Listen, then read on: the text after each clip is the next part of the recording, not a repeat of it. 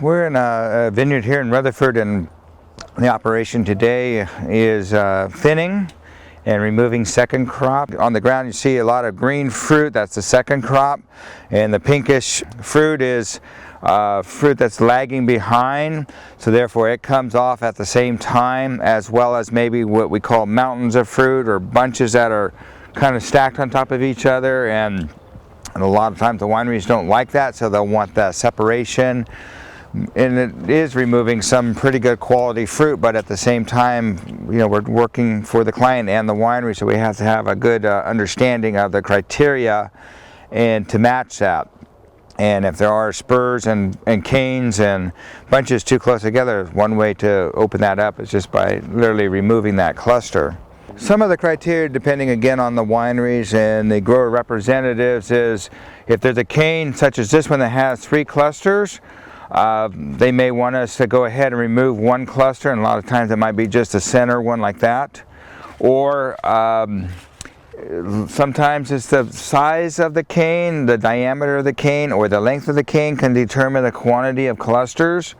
Or if there's a cane that hasn't quite lignified yet, maybe that also qualifies for removal of clusters. And that lignification is where the cane is brown, where it's starting to harden off. You can see this cane right here is lignifying, and they lignify from the base upward, but this one is still just getting up here to where this cluster is here, the third cluster. We'll get in and remove that upper cluster because again, of the criteria of 2-3 clusters per cane, and get it down to 2 good clusters per cane. So we just go in and cut that off and remove it, and that leaves us with our 2 clusters right here. Plus again, the cane length and cane size has something to do with that criteria as well. This cane is a very short cane, and it really cannot support this one cluster even, so this cluster should come off. And when I say very thin, it's less than a pencil diameter, and it's very short. It's not even a foot long. So again, I would just have the crew remove that cluster like that. And this cane here, as you can see, is a little bit more vigorous, a little bit larger in diameter, and it's got 2 relatively small clusters, so it will support that and ripen that fruit. Here's another example of a short green shoot with 2 clusters on it. You see there's a cluster, and the shoot has not lignified, and it's approximately 14 inches long. So again, crop removal is necessary on this. When both clusters would be okay to remove, again, because now we have a small diameter and still green shoot.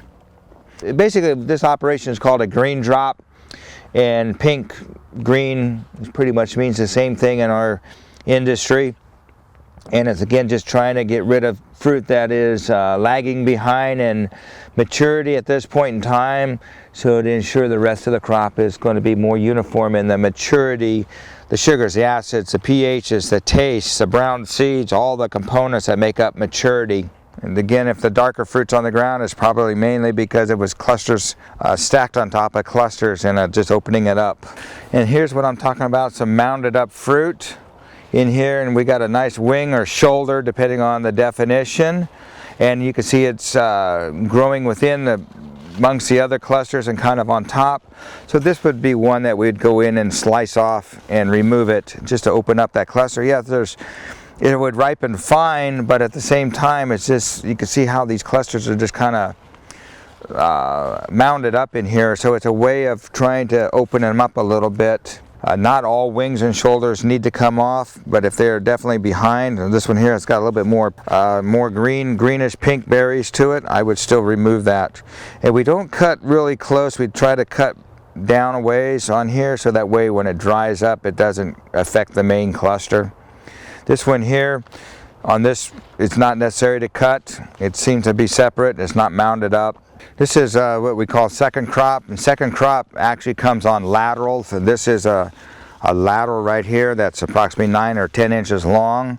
And what's happening is this second crop blooms much later, it develops much later, but at the point of when the main crop is really trying to get to the final to the finish line, the second crop is also pulling away some of the sugars and carbohydrates, so it's always a good practice to remove it or remove the whole lateral if you don't need it for a canopy cover or leaf cover.